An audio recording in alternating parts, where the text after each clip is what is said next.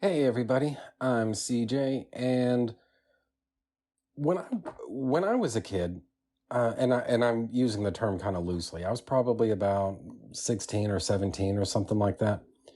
A friend of mine had a birthday that was coming up, and I wanted to get him a birthday present, right?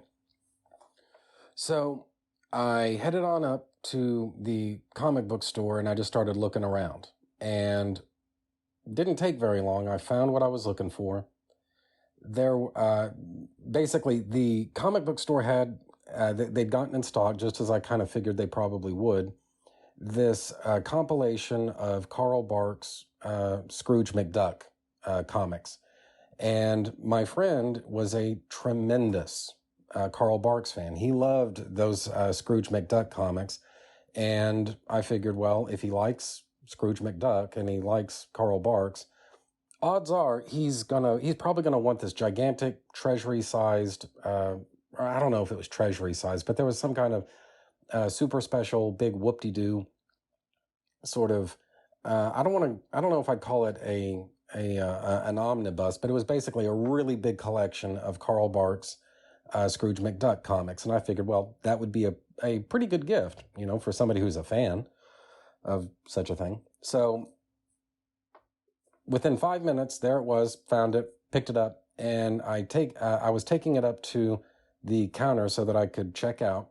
And almost right away, the cashier just started kind of mouthing off to me a little bit.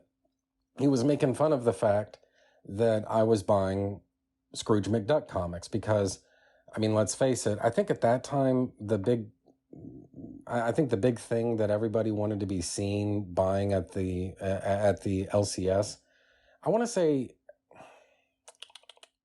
at that time, it probably would have been just about anything that had a Marvel Knights logo on there, because this was like kind of the Marvel Knights era of Marvel. That was that was what you wanted to be seen carrying around or reading or whatever in your LCS. It was anything that had anything to do with Marvel Knights. And needless to say, this is Scrooge McDuck and Carl Barks, not exactly Marvel Knights. And so the guy behind the counter just started, he just, see, because I don't want to say he bullied me, because I don't know if that's the right way to put it, but he did kind of express his disapproval of my purchasing decision, notwithstanding the fact that I'm actually spending more money by buying this Carl Barks thing than I would be if I was getting the new Marvel Knights, whatever it was, like Punisher or Daredevil or whatever it would have been. I'm actually spending more money this way, but I don't know. He was just kind of, like I say, he was just kind of picking on me about it a little bit. And my way of looking at it was, well, hey, I mean, this is what my friend wants. It's not like I'm buying this for myself. Although, even if I was, I mean, what's the problem? This is Carl Barks. I don't really know anything about Scrooge McDuck comics, but apparently those are supposed to be pretty good. So, like, even if this was for me, it's like, what's the problem? He didn't exactly see it that way. One thing kind of led to another. He fired one at me. I fired right back at him.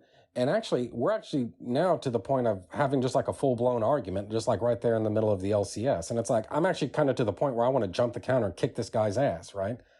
I'm not going to do that, but it's like, that's on your mind to do. It's like, God, wouldn't it be nice but anyway.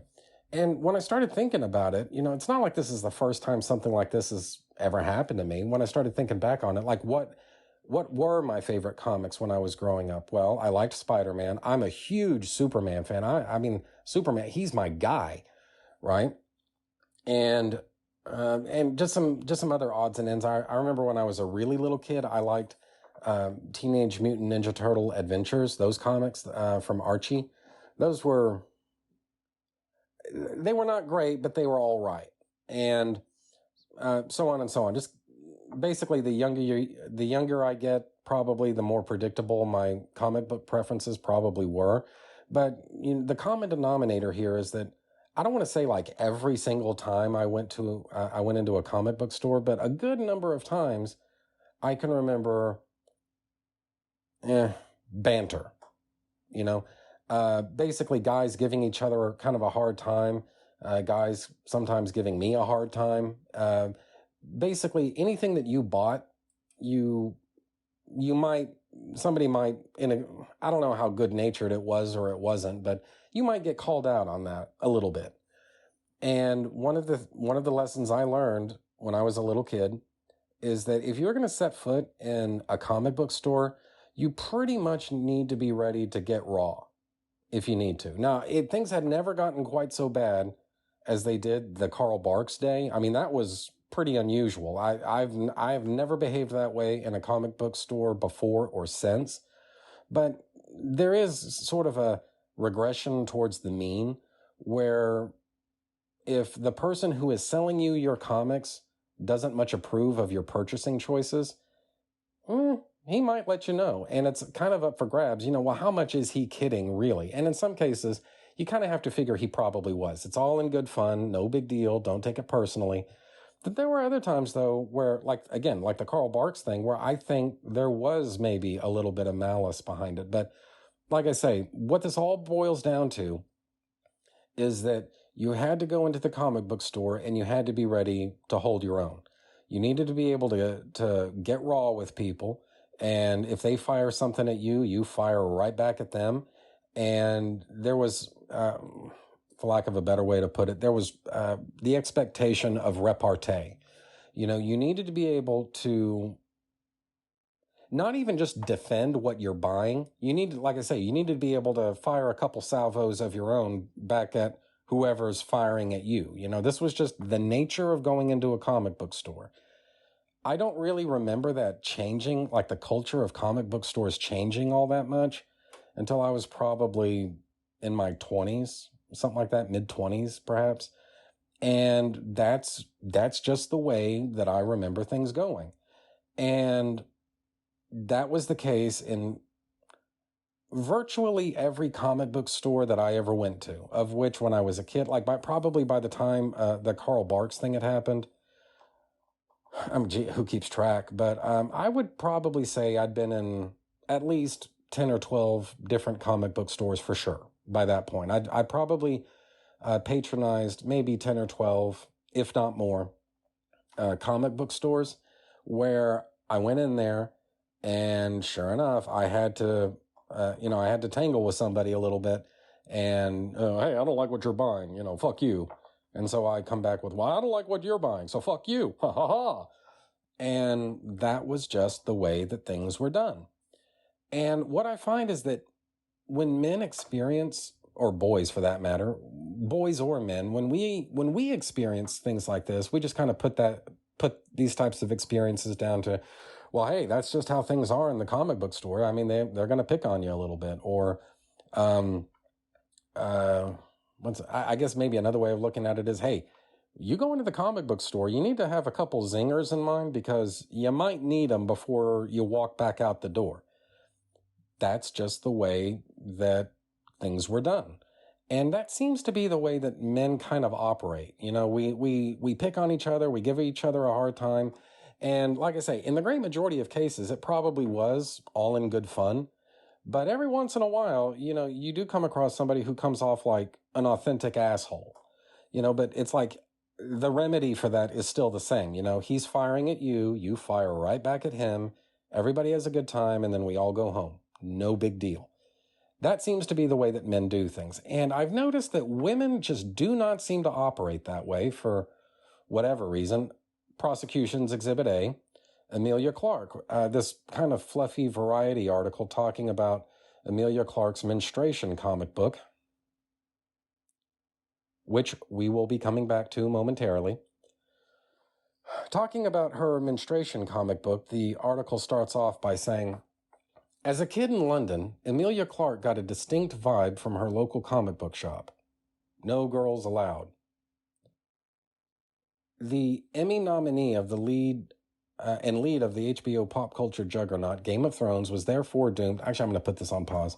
It's like they don't really explain what exactly is meant when they say that the vibe that she got from her LCS was no girls allowed. Like, what was going on there? What was said, or how did people behave? What was done? And the article makes no effort whatsoever to clarify on any of that. It just says, hey, like this, this is what she thought. Okay, fine. Why did she think that? Because I'm here to tell you, based upon my own experience, some of which you now know,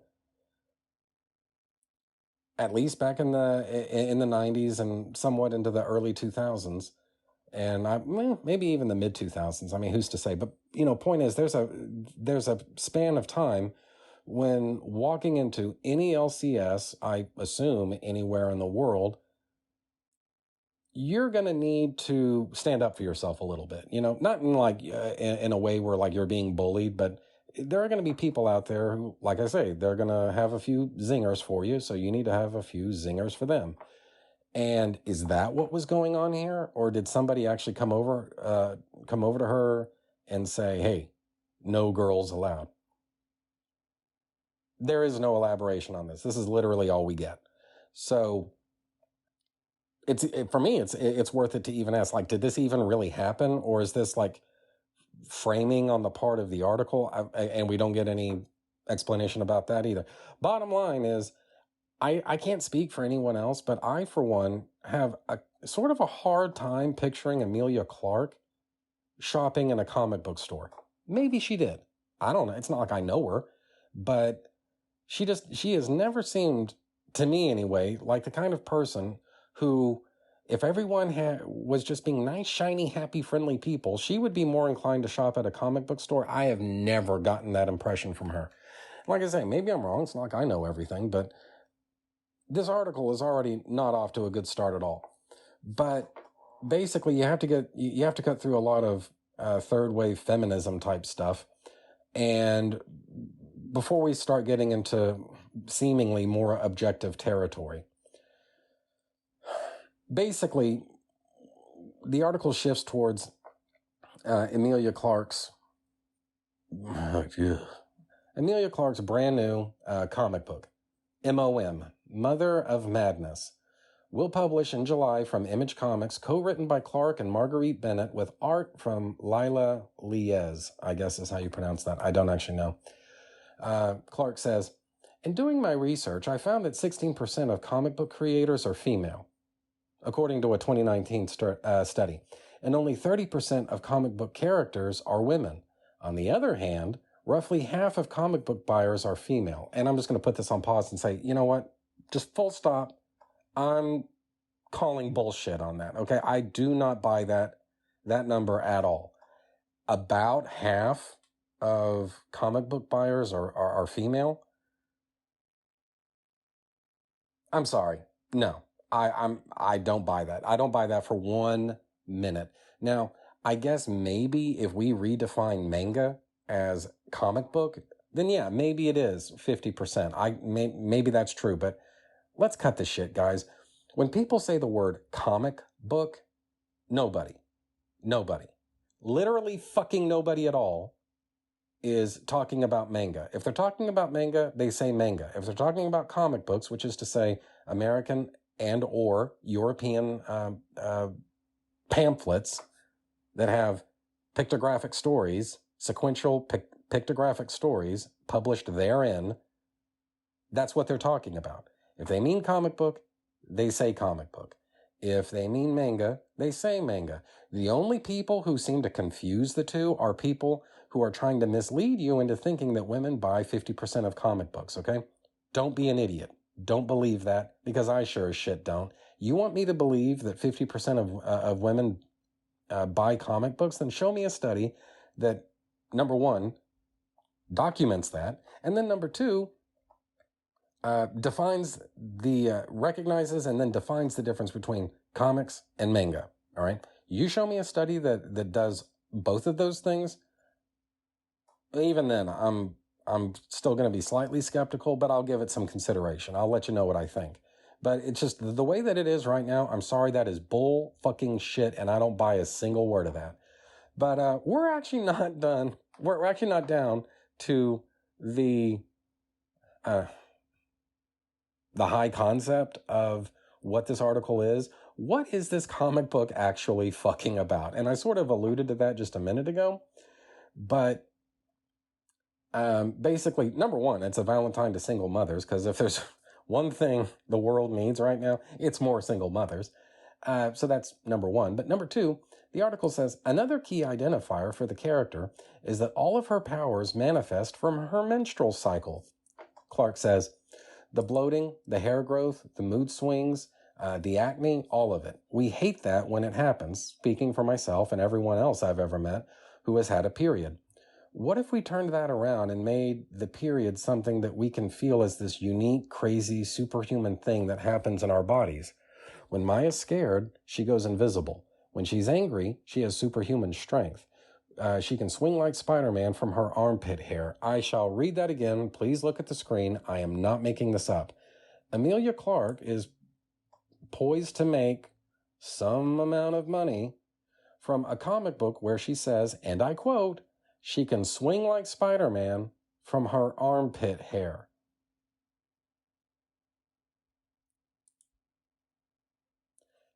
The absolute state of pop culture, the absolute state of the comic book industry, if that's what we're still calling it, in 2021, right? This is where we are, guys. She can swing like Spider-Man from her armpit hair. So, is this comic book going to be amazing? Is it going to suck? Just off the top of my head, I mean, I don't know. It's completely possible that Emilia Clarke is surfing a wave of creativity here. It's absolutely possible that that every single bit of her personal creativity is gonna flow right into this thing. For all I know, this comic book is gonna absorb all of Emilia Clarke's genius ideas. But I just doubt that. The way that it looks to me, look, again, I don't know Emilia Clarke. I don't really know anything about her. I've never watched Game of Thrones. I never will because their fans, like the Game of Thrones fans, are, like, you think Raylos are weird? Like, back in the day, Game of Thrones fans were fucking weird. But, so I'm not making, basically, the only thing I've ever seen Emilia Clarke in is Terminator Genesis. And honestly, she's probably the best part of that movie. Maybe I'm in the minority opinion on that.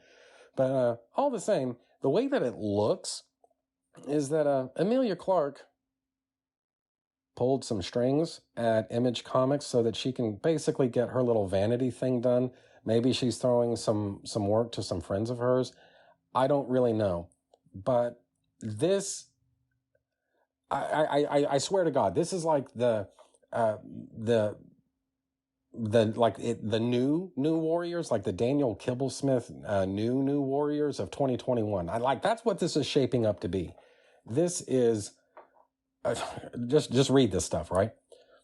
Through both lenses, Clarke and her creative team sought to lionize the single mom, because like I say, that's something we definitely need more of, whose media depiction is usually one of struggles, sadness, and efforts to rebalance her life with a male partner. God, I wonder why people would think that's the stereotype. When it comes to menses, the actor thinks it's way past time that we normalize something that over half the world population experiences. In upcoming editions of the 3-part comic miniseries, Maya utilizes inflated boobs to help thwart a human trafficking ring. What in the high holy fuck is this thing gonna even be? And something else, like normalize the fact that you're on the rag. Like, that's not controversial to anybody. Nobody laments that fact. Nobody celebrates that fact. Everyone just kind of accepts that fact. It's something that women do, or most women do. And it's really nothing to make a big deal about. It's about as this is almost on the same level of ambition as wanting to destigmatize people breaking their leg. I mean, there's not a whole lot of stigma surrounding people getting broken bones, okay? It's one of those things. It happens sometimes, and you just move on, right?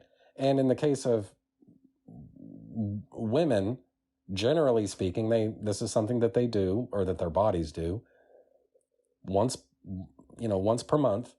Again, this isn't something that people criticize. This isn't something that anybody mourns. This isn't something that anybody demonizes. For that matter, this isn't, like I say, this isn't something that anybody celebrates or cherishes or anything else. I mean, it's just a bodily function. That's what this is.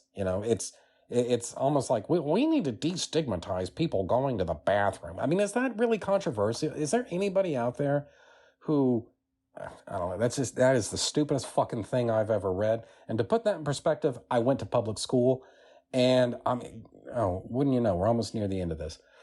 Anyway, so she goes on to say, she's so ashamed of her powers at the start. It's mental. Even today, if your tampon falls out of your bag, it's embarrassing. Why? And that's the $1 million question. Why? If I see some chick's tampon fall out of her bag, well, she's a woman. She probably needs tampons once in a while. It's not a big deal. Nobody is thinking about this as much as you are, Emilia Clarke. Like, what is your fixation with this? So anyway, moving right along. Though it's topical themes and raunchy humor, the publisher, open parentheses, the publisher describes the tone of the series as Deadpool action meets Fleabag comedy. God, we know that the world was begging for that. Though its topical themes and raunchy humor lend themselves to film, Clarke's ambition was not to create a vehicle for the screen, rather an artifact she can enjoy on my deathbed. I fucking doubt that, but anyway, whatever. I guess I'll give her the benefit of the doubt. She goes on to say, or the article goes on to say, she's already ticked the box on comic book adaptations, having joined the cast of Marvel Studios' anticipated Secret Invasion, a Disney Plus original that will explore the shape-shifting aliens introduced in the feature film Captain Marvel. Clarke, no stranger to top secret television that captivates large fandoms, said her first meeting on the project was with Marvel's security team. The people behind it are the best way. You know what? Fuck this is boring. Point is, guys, this is the stupidest. This is the Kibblesmith New Warriors of 2021. I mean, this is fucking nuts. And like the part about this that just like blows my hair back is there's a type of person, feminist, who will take one look at this subject matter, realize how obsessed she is with her own menstrual cycle, and probably go out and buy at least a couple of copies of this. I mean, this is the world we live in, I tell you. The absolute state of the comic book industry in 2021. You're looking at it. Women swinging around from their armpit hair. Anyway, that's that. Thank you for watching.